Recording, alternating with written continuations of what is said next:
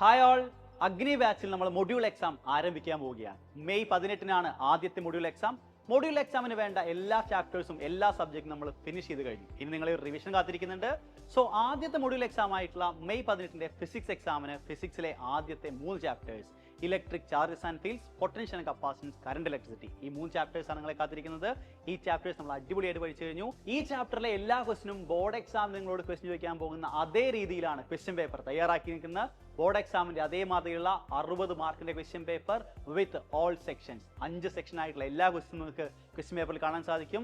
So all the very best guys, അടിപൊളിയായിട്ട് പഠിക്കാം. ഇതുവരെ അഗ്നി ബാച്ചിൽ ജോയിൻ ചെയ്യാത്തവരാണ്, എല്ലാ ക്ലാസ്സുകളുടെയും റെക്കോർഡ് സെക്ഷൻസ് ആപ്പിൽ അവൈലബിൾ ആണ്.